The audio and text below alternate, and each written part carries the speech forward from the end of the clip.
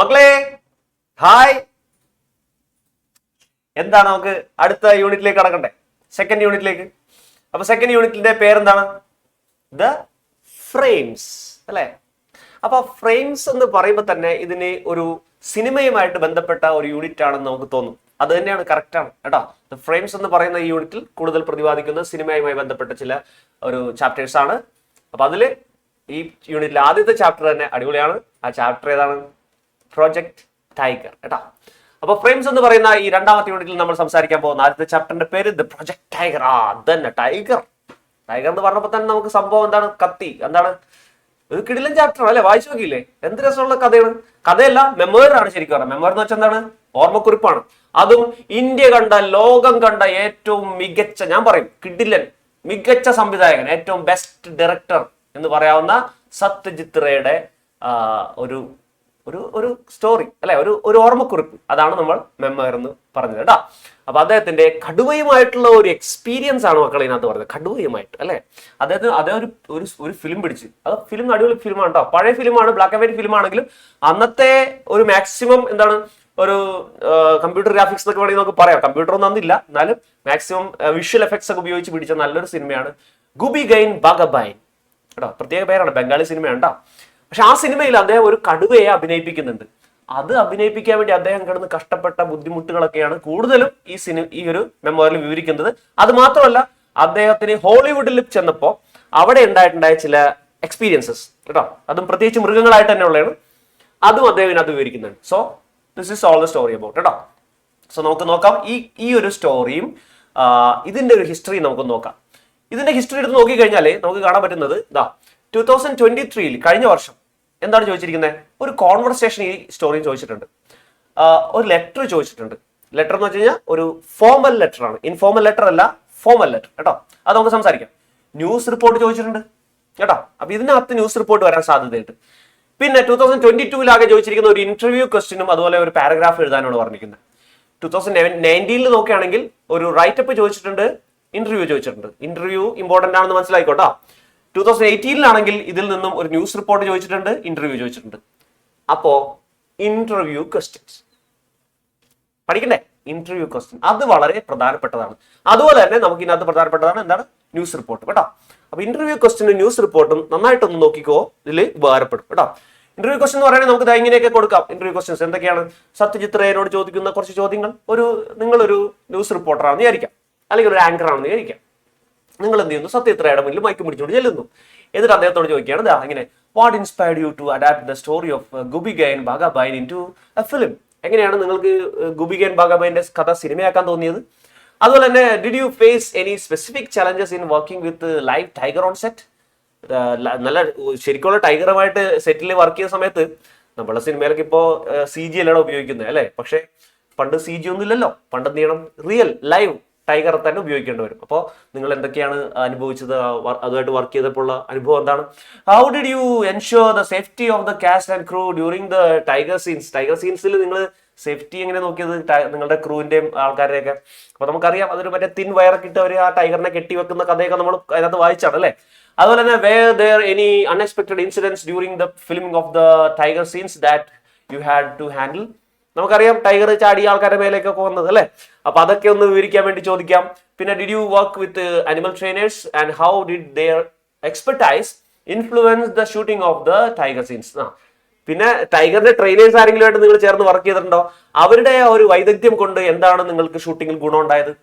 എക്സ്പെർട്ടൈസും ഉണ്ട്. കാരണം നമുക്കറിയാം ഇത് ഈ കാര്യങ്ങൾ കംപ്ലീറ്റ് കൺട്രോൾ ചെയ്ത് നിയന്ത്രിച്ചത് ആ ഒരു എന്താണ് റിംഗ് മാസ്റ്റർ ആയിട്ടുള്ള ടോററ്റ് ആണെന്ന് നമുക്കറിയാം അല്ലെ. അപ്പൊ അദ്ദേഹത്തിനെ പറ്റിയൊക്കെ ചോദിക്കാം.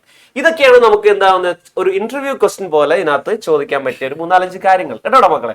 അപ്പൊ ഒന്ന് പഠിച്ച് നോട്ട് ചെയ്ത് വെച്ചോട്ടാ. ഇനി നമുക്ക് അടുത്ത ഇതിനകത്ത് പ്രധാനപ്പെട്ട കാര്യത്തിലേക്ക് പോകാം. ന്യൂസ് റിപ്പോർട്ടാണ് അടുത്തത്. ഒരു ന്യൂസ് റിപ്പോർട്ട് എങ്ങനെ നല്ല മനോഹരമായിട്ട് എഴുതാം, ബ്യൂട്ടിഫുൾ ആയിട്ട് എഴുതാം, അട്രാക്റ്റീവ് ആയിട്ട് എഴുതാം, ക്യാച്ചി ആയിട്ടുള്ള ഹെഡിങ്ങോട് കൂടി എഴുതാം എന്ന് നമുക്ക് നോക്കാം. ന്യൂസ് റിപ്പോർട്ടിന്റെ പ്രധാനമായിട്ട് വേണ്ട കാര്യങ്ങളാണ് നോക്കിക്കോ. ഒന്ന്, ഒരു ഹെഡ്ലൈൻ.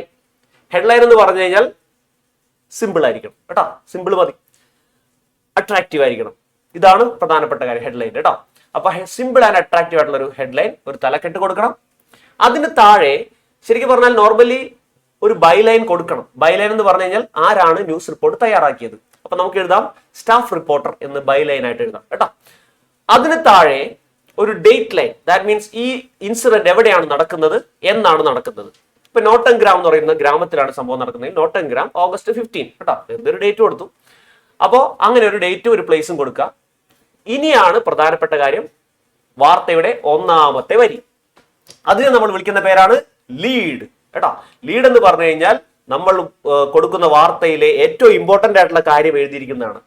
എന്ത് നടന്നു, എവിടെ നടന്നു, ആരാണ് അതിനകത്ത് ഉൾപ്പെട്ടിരിക്കുന്നത്, എപ്പോഴാണ് നടന്നത് എന്നുള്ള കാര്യങ്ങളെല്ലാം അതിനകത്ത് വേണം. വാട്ട്, വെൻ, വൈ, ഹൂ എന്നൊക്കെ ഉള്ള ചില ചോദ്യങ്ങളുടെ ഉത്തരം ആ ഒന്നാമത്തെ വരിയിൽ തന്നെ വേണം കേട്ടോ. അപ്പൊ ഇതാണ് ലീഡ് എന്ന് പറയുന്നത്. ഇനി അടുത്ത വേണ്ടതാണ് ബോഡി ആൻഡ് കൺക്ലൂഷൻ. അടുത്ത് നമ്മൾ ആ വാർത്ത ഒന്നും കൂടി ഒന്ന് വിവരിച്ച് പറഞ്ഞിട്ട് അത് കൺക്ലൂഡ് ചെയ്ത് അവസാനിപ്പിക്കുക എന്നുള്ളതാണ് എന്ത് ന്യൂസ് റിപ്പോർട്ടിന്റെ പ്രധാനപ്പെട്ട രീതികൾ കേട്ടോ. പഠിച്ചോട്ടാ, അടിപൊളിയായിട്ട് പഠിച്ചോളൂ കേട്ടോ. അപ്പൊ അതിന്റെ നല്ല ന്യൂസ് റിപ്പോർട്ടുകൾ നമ്മളുടെ സ്റ്റഡി മെറ്റീരിയൽ ഉണ്ട്, വായിക്കാം, പഠിക്കാം. അപ്പൊ ഇനി നമുക്ക് എന്താ നോക്കാം, ഫോർമൽ ലെറ്റർ. ഇതിലൊരു ഫോർമൽ ലെറ്റർ ഉണ്ട് മക്കളെ, ചോദിക്കാൻ സാധ്യതയുള്ളതാണ് ഫോർമൽ ലെറ്റർ. അതായത് കഴിഞ്ഞ വർഷം ചോദിച്ചെങ്കിലും ഇനിയും നമുക്ക് ചോദിക്കാൻ സാധ്യതയുണ്ട്. ഫോർമൽ ലെറ്റർ എന്ന് പറഞ്ഞാൽ ഉദ്ദേശിക്കുന്നത് നമ്മൾ ഒരു ഉദ്യോഗസ്ഥന് അയക്കുന്ന ലെറ്ററാണ്. എന്തെങ്കിലും പ്രത്യേക കാര്യത്തിന് നമ്മൾ ഒരു ആപ്ലിക്കേഷൻ കൊടുത്തുകൊണ്ട് അയക്കുന്ന ലെറ്ററിനെയാണ് ഫോർമൽ ലെറ്റർ എന്ന് പറയാം. നമ്മുടെ ഫ്രണ്ട്സിനോ നമ്മുടെ ഫാമിലി മെമ്പേഴ്സിനോ അയക്കുന്ന ലെറ്റർ ഇൻഫോർമൽ ലെറ്റർ എന്ന് പറയും. ഇങ്ങനെയുള്ള ലെറ്റേഴ്സിനെ ഫോർമൽ ലെറ്റർ എന്ന് പറയും. ഇതിന് ചില സ്റ്റെപ്സ് കൂടുതലുണ്ട്. മറ്റേതിന് നമ്മൾ കണ്ടില്ലേ, എന്താണ് ആ പറയുന്ന ഡേറ്റും അഡ്രസ്സും എഴുതിയതിനു ശേഷം ഡിയർ എന്നൊക്കെ എഴുതിയിട്ട് കാര്യം പറയുന്നതാണ്. ഇത് അങ്ങനെയല്ല. ഇത് ആദ്യം നിങ്ങൾ എന്ത് ചെയ്യണം, നെയിം ഓഫ് ദ സെൻഡർ എന്ന് ആദ്യം തന്നെ കൊടുക്കണം. നെയിം ഓഫ് ദ സെൻഡർ എന്നല്ല, നിങ്ങളുടെ അഡ്രസ്, അതായത് ആരാണ് അയക്കുന്ന അയാളുടെ അഡ്രസ്. ഇപ്പൊ സത്യജിത്രയാണെങ്കിൽ സത്യജിത്രയുടെ address, address of the sender. അതിനുശേഷം അഡ്രസ് ഓഫ് ദ സെൻഡർ, അതായത് നിങ്ങളുടെ അഡ്രസ്, സത്യജിത്രയുടെ അഡ്രസ്. അതിനുശേഷം ഏത് ഡേറ്റ് ആണ് സെൻഡ് ചെയ്യുന്നത്, ഡേറ്റ് ഓഫ് ദ സെൻഡ് അല്ലെങ്കിൽ ഡേറ്റ് ഓഫ് സെൻഡിങ്, അയക്കുന്ന ഡേറ്റിന്റെ ആ ഡേറ്റ് കേട്ടോ. ഇനി അതിനുശേഷമാണ് നിങ്ങൾ ആർക്കാണോ അയക്കുന്നത് നെയിം ഓഫ് ദ റിസീവർ, ആരാണോ ഈ ലെറ്റർ റിസീവ് ചെയ്യേണ്ട ആൾ, ആ ഉദ്യോഗസ്ഥന്റെ പേര്, അദ്ദേഹത്തിന്റെ പദവി, അദ്ദേഹത്തിന്റെ ഡെസിഗ്നേഷൻ, അദ്ദേഹത്തിന്റെ അഡ്രസ്. ഇതൊക്കെ നമ്മൾ അടുത്തതായിട്ട് എഴുതണം. ഇതും കഴിഞ്ഞതിന് ശേഷം നിങ്ങൾ എന്ത് ചെയ്യണം, അദ്ദേഹത്തെ സല്യൂട്ടേഷൻ ചെയ്യണം. സല്യൂട്ടേഷൻ എന്ന് പറഞ്ഞാൽ ഡിയർ എന്ന് വേണ്ട, സർ എന്ന് മാത്രം പറഞ്ഞു, അതാണ് സല്യൂട്ടേഷൻ കേട്ടോ. ഇതിനകത്ത് സർ എന്ന് മാത്രം കൊടുത്താൽ മതി, സർ അല്ലെങ്കിൽ മാഡം. അതിനുശേഷം താഴെ ഒരു സബ്ജക്റ്റ് കൊടുക്കണം. അതായത് ഈ ലെറ്ററിൽ എന്താണ് നിങ്ങൾ പറയാൻ ആഗ്രഹിക്കുന്നത് അത് ചുരുക്കി ഒറ്റ വരിയിൽ എഴുതണം കേട്ടോ. Use of animals in shooting എന്ന് പറഞ്ഞിട്ട് ഒറ്റ സിമ്പിൾ ആയിട്ട് എഴുതാം. ഓക്കെ അല്ലേ? അതുപോലെ തന്നെ പിന്നീട് അതിനകത്ത് എഴുതേണ്ട കാര്യങ്ങൾ, ഇൻട്രൊഡക്ഷൻ എഴുതണം, ആരാണെന്ന് പരിചയപ്പെടുത്തി എഴുതുക. അതിനുശേഷം അതിന്റെ ബോഡി ഓഫ് ദ ലെറ്റർ, അതിനുശേഷം കൺക്ലൂഷൻ ആയിട്ട് കുറച്ച് കാര്യങ്ങൾ എഴുതുക. നേരത്തെ പറഞ്ഞ പോലെ ഒരു കോംപ്ലിമെന്ററി ക്ലോസ് കൊടുക്കുക. എന്താണ് കോംപ്ലിമെന്ററി ക്ലോസ്? യുവേഴ്സ് ഫെയ്ത്ത്ഫുള്ളി കേട്ടോ, അല്ലാണ്ട് യുവേഴ്സ് ലവിംഗ്ലി എന്നല്ല കേട്ടോ, യുവേഴ്സ് ഫെയ്ത്ത്ഫുള്ളി, വിശ്വസ്തയോടെ എന്നുള്ള പറയുന്ന കോംപ്ലിമെന്ററി ക്ലോസ് കൊടുത്ത് SD പിന്നെ നെയിം ഓഫ് ദ സെന്റർ എടുത്തു കഴിഞ്ഞാൽ കഴിഞ്ഞു. നല്ലൊരു വൃത്തിയുള്ള അടിപൊളിയായിട്ടുള്ള ഒരു ലെറ്ററായി. നിങ്ങൾ അതൊന്ന് ബോർഡർ ലൈൻ ചെയ്തോളൂ, ഭംഗിയായിട്ട് അവസാനിപ്പിക്കാം കേട്ടോ. നല്ലൊരു മാർക്ക് വാങ്ങിച്ചെടുക്കാം. നിങ്ങൾക്ക് 4-5 മാർക്ക് അതിന് നിങ്ങൾക്ക് റിസീവ് ചെയ്യാൻ പറ്റും. ഓക്കെ അല്ലേ? അപ്പൊ ലെറ്റർ, ഫോർമൽ ലെറ്റർ, അതിന്റെ ഫോമാറ്റ് കൃത്യമായി മനസ്സിലിരിക്കട്ടെ, അടിപൊളിയായിട്ട് മാർക്ക് സ്കോർ ചെയ്യാം. ഇനി നമ്മൾ എന്ത് ചെയ്യണം, ഒരു റൈറ്റപ്പ് ആണ് എഴുതാൻ പറഞ്ഞതെന്ന് വെച്ചു. ഇപ്പൊ ഈ കഥയുമായി ബന്ധപ്പെട്ട ഒരു റൈറ്റപ്പ് ആണെങ്കിൽ, അല്ലെങ്കിൽ ഒരു പാരഗ്രാഫ് എഴുതാൻ പറയും ചിലപ്പോൾ. അങ്ങനെയാണെങ്കിൽ നിങ്ങൾ എന്താണോ നിങ്ങൾക്ക് തന്നിരിക്കുന്ന ആ ഒരു സബ്ജക്ട്, അതിനനുസരിച്ച് ഒരു ഹെഡിങ് കൊടുക്കുക ആ പാരഗ്രാഫിന്. എന്നിട്ട് ഇപ്പൊ ഈ സിനിമയിൽ ഉപയോഗിച്ചിരിക്കുന്ന ടൈഗറിനെ പറ്റിയാണെങ്കിൽ ടൈഗറിനെ പറ്റിയുള്ള ഒരു പാരഗ്രാഫ് എഴുതുക കേട്ടോ. അപ്പോൾ ഉചിതമായ ഒരു തലക്കെട്ട് കൊടുത്ത് നല്ല കൃത്യമായിട്ട് ചോദ്യത്തിൽ എന്താണ് പറഞ്ഞിരിക്കുന്നത് നോക്കിയതിന് ശേഷം നല്ല ഡിസ്ക്രിപ്റ്റീവ് ആയിട്ടുള്ള ഒരു ചെറിയൊരു പാരഗ്രാഫ്, അധികം എഴുതരുത്, ഒരു പാരഗ്രാഫാണ് ഉദ്ദേശിക്കുന്നത് കേട്ടോ. അതാണ് റൈറ്റപ്പ് അല്ലെങ്കിൽ പാരഗ്രാഫ് എന്ന് ഉദ്ദേശിച്ചത്. ഓക്കെ. ഇനി ചിലപ്പോ നോട്ടീസ് ചോദിച്ചേക്കാം കേട്ടോ. ഇവിടെ നോട്ടീസ് ചോദിച്ചേക്കാം. നമുക്കൊരു എക്സാമ്പിൾ ആയിട്ട് നോട്ടീസ് നോക്കാം. നോട്ടീസിന്റേതായിട്ടുള്ള ഫോമാറ്റ് എങ്ങനെയാണെന്ന് നോക്കാം. നോക്കിക്കേ. നോട്ടീസ്, ആദ്യം നോട്ടീസ് മുകളിൽ എഴുതണം. ഞാൻ പറഞ്ഞ പോലെ നമ്മുടെ പരിപാടിയുടെ പേര്, നെയിം ഓഫ് ദ ഇവന്റ്, അതുപോലെ നെയിം ഓഫ് ദ ക്ലബ്, അതുപോലെ നെയിം ഓഫ് ദ സ്കൂൾ കേട്ടോ. ഇനി ഇത് തമ്മിൽ അങ്ങോട്ടും ഇങ്ങോട്ടും കയറി ഇറങ്ങിയിരുന്നാലും കുഴപ്പമില്ല. എന്താണ്, ആദ്യം നെയിം ഓഫ് ദ സ്കൂളും പിന്നെ പരിപാടിയുടെ പേരും പിന്നെ ക്ലബിന്റെ പേര് എഴുതിയാലും കുഴപ്പമില്ല കേട്ടോ. പക്ഷെ ഇങ്ങനെ എഴുതിയാലും എന്തായാലും നിങ്ങൾക്ക് മാർക്ക് ഉറപ്പാണ്, ഒരു കുഴപ്പമുണ്ടാവില്ല കേട്ടോ. പിന്നെ ഡിയർ ഫ്രണ്ട്സ് നിങ്ങൾ അഭിസംബോധന ചെയ്യുക. അതിനുശേഷം date of the publishing notice, നോട്ടീസിന്റെ ഡേറ്റ് ഇവിടെ ഒന്ന് കുറിച്ചേക്കാം. നിങ്ങൾ നോട്ടീസിന്റെ ഡീറ്റെയിൽസ് കാര്യങ്ങൾ താഴെ എഴുതുക. The English Club of our school has decided എന്നൊക്കെ പറഞ്ഞാൽ നമ്മൾ തുടങ്ങുമല്ലോ, the Health Club of our school has decided to conduct a meeting എന്നൊക്കെ പറഞ്ഞാൽ എന്തെങ്കിലും ഒരു എന്താണോ നിങ്ങൾ ആ ചോദ്യത്തിൽ തന്നിരിക്കുന്ന കാര്യം അത് അങ്ങോട്ട് ഇവിടെ എഴുതാം. അതിനകത്ത് നിങ്ങൾ ഡേറ്റ് കൃത്യമായിട്ട് മെൻഷൻ ചെയ്യണം, എവിടെയാണ് നടക്കുന്നതെന്ന് കൃത്യമായിട്ട് മെൻഷൻ ചെയ്യണം, ടൈം കൃത്യമായിട്ട് മെൻഷൻ ചെയ്തോളണം. ഇതെല്ലാം നോട്ടീസിൽ പക്കയായിരിക്കണം കേട്ടോ. അതിനുശേഷം ഓൾ ആർ വെൽക്കം എന്ന് പറഞ്ഞത് വെൽക്കം ചെയ്യിച്ചതിന് ശേഷം ഇതിനിടയ്ക്ക് നിങ്ങൾക്ക് വേണമെങ്കിൽ കുറച്ച് ആൾക്കാരെ ഇനാഗ്രേറ്റ് ചെയ്യാനൊക്കെ കൊണ്ടുവരാട്ടോ. അപ്പോൾ ഏതെങ്കിലും ഒരു പ്രശസ്ത സിനിമാ നടൻ, ഫേമസ് ആയിട്ട് നടക്കും, മമ്മൂട്ടി, മോഹൻലാലൊക്കെ എന്ത് ചെയ്യാം, നിങ്ങൾക്ക് കൺസെന്റഡ് ടു ഇനാഗുറേറ്റ് ദ ഫംഗ്ഷൻ എന്ന് വേണമെങ്കിൽ പറയാം കേട്ടോ. അപ്പൊ എന്താ അവര് കൺസെന്റ് ചെയ്തിരിക്കുന്നു, മീൻസ് അവരുടെ സമ്മതം അറിയിച്ചിരിക്കുന്നു ഇനാഗുറേറ്റ് ചെയ്യാനായിട്ട് എന്നും കൂടി വേണമെങ്കിൽ ഉൾപ്പെടുത്തിക്കും. അതൊക്കെ രസമായിരിക്കും. എന്നിട്ട് ഓൾ ആർ വെൽക്കം പറഞ്ഞിട്ട് ഡെസിഗ്നേഷൻ പദവിയൊക്കെ പറയാ, എന്ത് ചെയ്യാം, ക്ലബിന്റെ പേര് പറയാ, സ്കൂളിന്റെ പേരൊക്കെ എഴുതി ഇങ്ങനെയാണ് അവസാനിപ്പിക്കാം. ഇത് നല്ലൊരു നോട്ടീസാണ് മക്കളെ. പക്ഷേ ചില സ്ഥലത്ത് ചില സ്കൂളുകളിൽ ടീച്ചർമാർ നിങ്ങളോട് നോട്ടീസിന്റെ എന്ത് എഴുതാൻ പറയും, അതിന്റെ പ്രോഗ്രാം ഡീറ്റെയിൽസ് കൂടി എഴുതാൻ പറയും. അപ്പൊ മക്കളെ ഇതും കൂടി ഒന്ന് നിങ്ങൾ അതിന്റെ ഒപ്പം ചേർത്തോ. അപ്പോൾ നെക്സ്റ്റ് നമുക്ക് ഇങ്ങനെ ഒരു പ്രോഗ്രാം ഡീറ്റെയിൽസ് ഉണ്ട്. അതായത് നമുക്ക് ഈ നോട്ടീസിന്റെ തന്നെ ഒരു ഭാഗമായിട്ട് അടിയിൽ എഴുതാവുന്നതാണ്. പ്രോഗ്രാം ഡീറ്റെയിൽസ് എന്ന് പറഞ്ഞു കൊടുക്കാം, ഡേറ്റ് ടൈം കൊടുക്കാം, വെന്യൂ കൊടുക്കാം, സ്ഥലം കൊടുക്കാം. അതിനുശേഷം പ്രെയർ. നമ്മൾ പറയില്ലേ, ഒരു ചടങ്ങ് നടക്കുമ്പോൾ, ഒരു സ്റ്റേജിൽ ഒരു ചടങ്ങ് നടക്കുമ്പോൾ അതിന്റെ ചില ഫോർമാലിറ്റീസ് ഉണ്ട്. ആ രീതിയാണ് ഈ കാണിച്ചിരിക്കുന്നത് കേട്ടോ. Prayer, welcome speech, presidential address, അധ്യക്ഷ പ്രസംഗം, അതുപോലെ ഇനാഗുറേഷൻ, അതിനുശേഷം ഉദ്ഘാടനം, അതിനുശേഷം ഫെലിസിറ്റേഷൻ, അതുപോലെ വോയിസ് ഓഫ് താങ്ക്സ് കേട്ടോ, ആശംസയും അതുപോലെ കൃതജ്ഞതയും. ഇതൊക്കെയാണ് ഒരു ചടങ്ങിന്റെ ഫോർമാലിറ്റീസ്. അതും കൃത്യമായിട്ട് നിങ്ങൾ ഒന്ന് എഴുതി വെച്ച് കഴിഞ്ഞാൽ കംപ്ലീറ്റ് ആയി, പിന്നെ ഒന്നും പറയാനില്ല അതിനകത്ത് കേട്ടോ. അപ്പൊ നോട്ടീസ് അങ്ങനെ നിങ്ങൾക്ക് കംപ്ലീറ്റ് ചെയ്യാം. ഓക്കെ, ഒരു സാമ്പിൾ നോട്ടീസ് ഇവിടെ കൊടുത്തിട്ടുണ്ട്. English club of our school had decided to celebrate Republic Day on 25th എന്നൊക്കെ പറഞ്ഞു കൊടുത്തിട്ടുണ്ട് കേട്ടോ. അപ്പോൾ അതിനകത്ത് നോക്കുമ്പോൾ നോട്ടീസ് എഴുതിയിട്ടുണ്ട്, സ്കൂൾ നെയിം ഉണ്ട്, ഇംഗ്ലീഷ് ക്ലബ് ഉണ്ട്, റിപ്പബ്ലിക് ഡേ സെലിബ്രേഷൻ എന്നുള്ള സെലിബ്രേഷന്റെ പേരൊക്കെ ഉണ്ട്, എല്ലാം ഉണ്ട് കേട്ടോ. നിങ്ങൾ താഴെ നിങ്ങളുടെ ഡെസിഗ്നേഷനും നെയിം, എസ്ഡിങ്, സ്കൂൾ നെയിം ഒക്കെ ഉണ്ട്. ഓക്കെ, പ്രോഗ്രാം ഡീറ്റെയിൽസ് ഇവിടെ കാണിച്ചിട്ടുണ്ട്. ഇതേപോലെ പ്രോഗ്രാം ഡീറ്റെയിൽസ് എഴുതാൻ ശ്രമിക്കുക.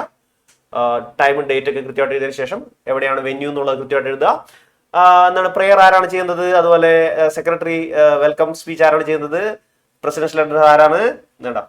അടുത്തത് നമ്മുടെ ഇനാഗുറേഷന് വേണ്ടി നമ്മൾ ചിമാമാൻഡ ഇങ്കോസി അഡിച്ചീനെ കൊണ്ടുവരികയാണ്, നൈജീരിയൻ റൈറ്റർ. അതൊക്കെ നിങ്ങളുടെ ഇമാജിനേഷൻ ആണ് കേട്ടോ, ഇഷ്ടംപോലെ ആളുകളെ കൊണ്ടുവരാം. പിന്നെ അവസാനം വോയിസ് ഓഫ് താങ്ക്സും നാഷണൽ ആന്തം പറയണം. ഓക്കെ, അപ്പൊ ഇതാണ് ഒരു ഇമാജിനറി നോട്ടീസ്. സോറി, ഇനി നമുക്ക് കോൺവെർസേഷൻ ഒന്ന് നോക്കാം. എന്താണ് ഈ കോൺവെർസേഷൻ? രണ്ടാൾക്കാർ തമ്മിലുള്ള സംഭാഷണമല്ലേ, അത്രേ ഉള്ളൂ. പക്ഷെ അത് നിങ്ങൾ എഴുതുമ്പോൾ എന്ത് എഴുതണം, ചില കാര്യങ്ങളൊന്ന് നോട്ട് ചെയ്തോളണം. കോൺവെർസേഷൻ അത്ര കുറയ്ക്കരുത് കേട്ടോ. കോൺവെർസേഷൻ കുറച്ചൊന്ന് കൂടുതലായിട്ട് ഇരുന്നോട്ടെ. കുറഞ്ഞത് റൈറ്റ് 6 to 7 എക്സ്ചേഞ്ചസ് എന്ന് വെച്ചാൽ എന്താ അർത്ഥം, 6-7 എക്സ്ചേഞ്ചുകളെങ്കിലും വേണം. എക്സ്ചേഞ്ച് എന്ന് ഉദ്ദേശിക്കുന്നത് എന്താണ്, അങ്ങോട്ടൊരു കാര്യം പറയുന്നു, തിരിച്ചിങ്ങോട്ട് മറുപടി പറയുന്നു. That is 1 exchange. അങ്ങനെ ഒരു 5-6 അല്ലെങ്കിൽ 7 എക്സ്ചേഞ്ചുകൾ കൊടുത്താൽ അടിപൊളിയായി കേട്ടോ. അത് മാത്രമോ, എന്ത് ചെയ്യണം, ബിഗിൻ വിത്ത് എ ഗ്രീറ്റിംഗ്. ഒരാളെ കാണുമ്പോൾ നമ്മൾ എന്ത് ചെയ്യണം, ഗ്രീറ്റ് ചെയ്യണ്ടേ, good morning sir, good evening sir എന്നൊക്കെ പറയണ്ടേ. അങ്ങനെ എന്തെങ്കിലുമൊക്കെ good evening, how are you എന്നൊക്കെ പറഞ്ഞ് തുടങ്ങുക. അത് നല്ലൊരു തുടക്കമാണ്. അങ്ങനെ തുടങ്ങുമ്പോൾ ഒരു കാര്യം ശ്രദ്ധിച്ചോളാം, കുറഞ്ഞത് 7 എക്സ്ചേഞ്ചെങ്കിലും എഴുതിക്കൊള്ളൂ കേട്ടോ. കാരണം വെറുതെ ഗുഡ് മോർണിംഗ് അല്ലെങ്കിൽ ഹൗ ആർ യു എന്നൊക്കെ പറയുന്നതിന് കൂടുതൽ ഇമ്പോർട്ടൻസ് കൊടുത്തരുത്, ബാക്കിയുള്ളതിനാണ് കൂടുതൽ ഇമ്പോർട്ടൻസ് കൊടുക്കേണ്ടത്. അപ്പൊ കുറഞ്ഞത് 7 എക്സ്ചേഞ്ചസ് എങ്കിലും വേണം. അപ്പൊ അങ്ങനെ right from the point of view of the 2 characters, ആ ക്യാരക്ടേഴ്സിന്റെ പോയിന്റ് ഓഫ് വ്യൂവിൽ തന്നെ എഴുതാൻ ശ്രമിക്കുക. അപ്പൊ മക്കളെ, ഇതാണ് നമ്മളുടെ ഈ ചാപ്റ്റർ. എന്താണ്, പ്രൊജക്ട് ടൈഗർ കേട്ടോ. പ്രൊജക്ട് ടൈഗറിലെ നമ്മുടെ A ലെവൽ ക്വസ്റ്റ്യൻസ് ഞാൻ പറയുന്നു, ശ്രദ്ധിച്ചു നന്നായിട്ട് ഇമ്പോർട്ടൻസ് കൊടുത്ത് പഠിച്ചോ. ന്യൂസ് റിപ്പോർട്ട്, അതുപോലെ ഇന്റർവ്യൂ ക്വസ്റ്റ്യൻസ് കേട്ടോ. നമ്മൾ ആദ്യം കാണിച്ചില്ല, അതായത് ഇന്റർവ്യൂ ക്വസ്റ്റ്യൻ ഒന്ന് ഓർത്ത് വെക്കാം. കോൺവെർസേഷൻസ് കേട്ടോ, ഇതൊന്ന് പഠിച്ചു വെക്കാം. അപ്പൊ നമ്മുടെ തൊറട്ടും നമ്മുടെ എന്താണ് സത്യത്രയായിട്ടുള്ള കോൺവെർസേഷൻ, നമ്മുടെ സത്യത്രയും മാനേജറുമായിട്ടുള്ള കോൺവെർസേഷൻ പല രീതിയിൽ വരാം. ഞാൻ പറഞ്ഞില്ല, അൺപ്രഡിക്റ്റബിൾ ആയിട്ട് പല ആൾക്കാരുമായിട്ടുള്ള കോൺവെർസേഷൻ വരാം. ശ്രദ്ധിച്ച് ഒന്ന് വായിച്ച് പഠിച്ച് മനസ്സിലാക്കി വെക്കാം. ബി ലെവൽ ക്വസ്റ്റ്യൻ ആയിട്ട് നമ്മൾ പറയുന്നത് ഇത്രേ ഉള്ളൂ. ഫോർമൽ ലെറ്റർ വരാൻ സാധ്യതയുണ്ട്, നരേറ്റീവും സാധ്യതയുണ്ട്. നരേറ്റീവ് കൂടുതൽ മറ്റേ ആദ്യത്തെ അതിനൊക്കെ ഉണ്ടോ സാധ്യത ഉള്ളത്, എന്നാലും ഇതും ചിലപ്പോൾ നരേറ്റീവ് വരാൻ സാധ്യതയുണ്ട് കേട്ടോ.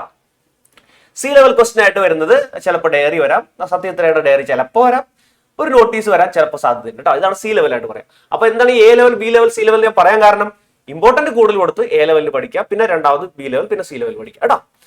ഓക്കെ, അപ്പൊ ഇതാണ് മക്കളെ നമ്മളുടെ എന്താണ് അടുത്ത് ഞാൻ കാണിച്ചത് നമ്മുടെ ബ്ലോഗിൻ ഇൻ ദ വിൻഡ് ആണ് കേട്ടോ. നമുക്ക് അടുത്ത വീഡിയോയിൽ പറയാം കേട്ടോ.